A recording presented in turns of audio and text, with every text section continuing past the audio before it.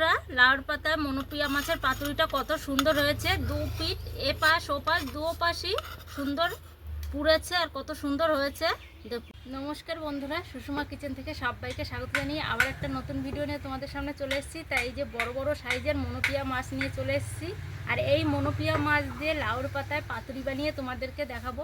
তো সম্পূর্ণ ভিডিওটা দেখতে থাকো আর আমার সাথে থাকো, আশা করি খুবই ভালো লাগবে। তা চলো মাছগুলো কেটে ধুয়ে নিয়ে আসি। তো বন্ধুরা, মাছটা আমি কেটে ধুয়ে নিয়ে এসেছি আর নুন আর এখানে লেবুর রস দিয়ে 30 মিনিটের মতন রেখে দিয়েছিলাম।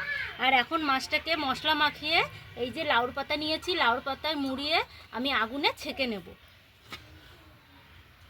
তো এখন দিয়ে দেব হলুদ, দিয়ে দেব আর গাটা আমি একটু কাঁচা কাঁচা করে কেটে নিয়েছি যাতে মশলাটার ভিতরে ভালোভাবে ঢুকে যাবে। এখানে নুন দেওয়া হয়েছিল, আমি অল্প নুন দেব।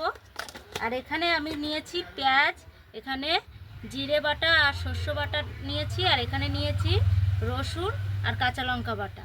এটা দিয়ে আমি ম্যারিনেট করব, মশলাটা মাছের গায়ে মাখিয়ে দেবো ভালো করে। আর আজকে আমি কাঁচা লঙ্কা দেবো, শুকনো লঙ্কার গুঁড়োটা দেবো না। তো উপর থেকে এবার আমি কাঁচা সরষের তেল দিয়ে দেবো মাছের গায়ে। কাঁচা তেলটা দিয়ে দিয়েছি। এবার আমি কিছুটা পেঁয়াজ আর মশলাটা, যে বাটা মশলাটা করে রেডি করেছিলাম, সেটা আমি লাউর পাতার উপরে দিয়ে দেব যাতে মাছের গায়ে মশলাটা ভালোভাবে লেগে যাবে।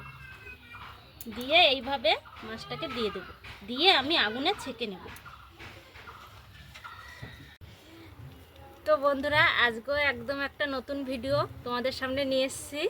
আগুনে পুড়িয়ে লাউর পাতায় মনোপিয়া মাছ, দেখুন কত সুন্দর হয়েছে। লাউর পাতাটা একদম মশলার সাথে মনোপিয়া মাছের গায়ে লেগে গেছে, কত সুন্দর হয়ে গেছে। আর আমার এই মনোপিয়া মাছ দিয়ে লাউর পাতার পাতুরিটাও তৈরি হয়ে গেছে। দেখুন একবার দেখিয়ে দিই, এটা খুলে দেখাই, গরম রয়েছে। বন্ধুরা, লাউর পাতায় মনোপিয়া মাছের পাতুরিটা কত সুন্দর হয়েছে। দু পিঠ এপাশ ওপাশ দু পাশই সুন্দর পুড়েছে আর কত সুন্দর হয়েছে দেখুন। আর মশলাটা ভালোভাবে গায়ে লেগে গেছে একদম পাতার সাথে, দেখতেও সুন্দর লাগছে, কত সুন্দর লাগছে। তো যারা ইউটিউব থেকে দেখছো আমাকে সাবস্ক্রাইব করবে, আমার পাশে থাকবে। আর যারা ফেসবুক থেকে দেখছো আমাকে লাইক কমেন্ট শেয়ার করে দেবে। টাটা।